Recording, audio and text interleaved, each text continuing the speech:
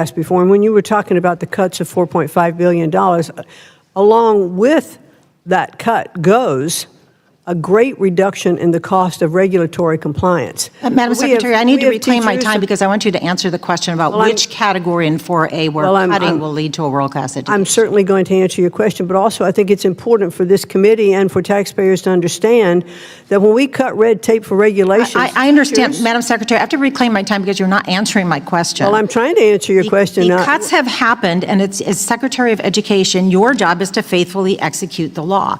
Correct. And if you can't do that, you shouldn't be in this job. I have another question for you. Since you've been in office, you've violated or stated your intention to violate several major federal laws that have been enacted by Congress. And one of them I want to talk about is the Education Sciences Reform Act. This exchange takes place during a congressional oversight hearing where lawmakers are holding Secretary of Education McMahon accountable for allegedly freezing or cutting billions in federal education funds that were legally approved by Congress. At issue is whether the Department of Education is upholding its legal duty to distribute these funds and support programs that benefit students, especially those from low-income communities. Oregon, Ms. Bonabinci. Thank you, Mr. Chairman. Secretary McMahon, on February 13th, during your confirmation hearing, Senator Murray asked you, if confirmed, do you commit to getting every dollar we have invested in our students and our schools out to them? And you replied, well, the appropriated dollars and those monies that are passed by Congress, yes.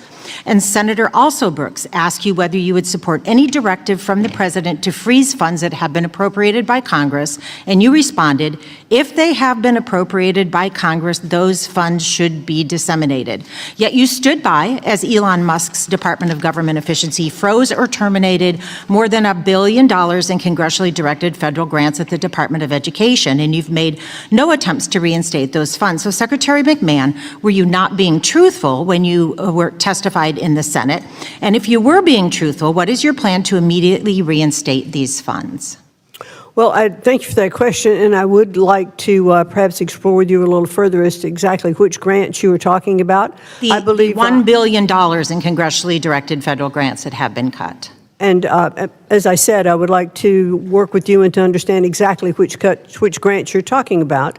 I can also tell you that as part of my testimony Madam Secretary, I'm reclaiming my time because the question is, congressionally directed funds have been cut. What are you doing to reinstate those funds? And I also said in that testimony that we would abide by the law, and that's exactly what we will do. Well, that would be to reinstate the funds. And I know you have this so-called simplified funding program that consolidates programs, including Title 4A, which I always lead the appropriations letter for. But overall, this consolidation, so-called consolidation, leads to a $4.5 billion cut. So that makes your statement untruthful if you're not doing anything to restore those funds. With regard to Title 4A, can you name one of the major categories in Title 4A where cuts will lead to a well-rounded education or world-class education, as you state? Let me respond to one other thing that you asked before. And when you were talking about the cuts of $4.5 billion, along with that cut goes a great reduction in the cost of regulatory compliance. Madam Secretary, I need to reclaim my time because I want you to answer the question about which category in 4A where cutting will lead to a world-class education. I'm certainly going to answer your question, but also I think it's important for this committee and for taxpayers to understand that when we cut red tape for regulations... I understand, Madam Secretary. I have to reclaim my time because you're not answering my question. Well, I'm trying to answer your question. The cuts have happened, and as Secretary of Education, your job is to faithfully execute the law. Correct. And if you can't do that, you shouldn't be in this job. I have another question for you. Since you've been in office, you've violated or stated your intention to violate several major federal laws that have been enacted by Congress. And one of them I want to talk about is the Education Sciences Reform Act. So that's what I'll focus on. Congress enacted the law more than 20 years ago and created the Institute of Education Sciences. IES provides evidence-based data to improve student outcomes and support teachers. But the Trump administration unilaterally canceled more than $900 million in IES grant funding and reduced IES staff from 175 to fewer than 20 employees, a reduction of about 90%. So Secretary McMahon, what statute authorizes you to unilaterally dismantle an office Congress created? The hearing highlights a broader debate over education policy, government efficiency, and equity. Lawmakers are questioning the Secretary's commitment to public education and evidence-based decision-making, while raising concerns about the dismantling of programs and institutions meant to improve student outcomes.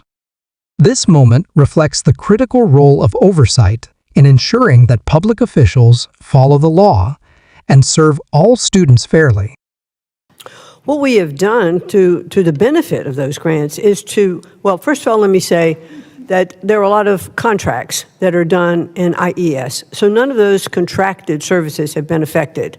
And also, what is part of IES and the funding you're talking about are for NAEP. And the NAEP program is already in place for the next 5 years. However, we did renegotiate that contract and save $540 billion, I think. And you could do that with fewer dollars. than 20 employees, is what you're saying? We are doing it because we are able to continue doing what we do because the contracted services which are still in place have not been affected. Yeah, it's hard to believe that you can meet the statutory obligations without money or adequate staff. What do the NAEP scores show when disaggregated by income, by the way? I beg your pardon? What do the NAEP scores show when disaggregated by income? When disaggregate, I don't By understand the income. question. Okay, well, maybe you should look at the NAEP scores because what they say, you and the chairman and a lot of members of this committee use the NAEP scores to talk about how education is doing. What we really need to look at is you how we talking about- address low-income students. Oh, okay, because- you're talking about performance and achievement gaps. Okay, I get it now. Yes. Okay. Well, NAEP scores, I think, continually show what we all know to be true, I think. I've looked at it in my state of Connecticut.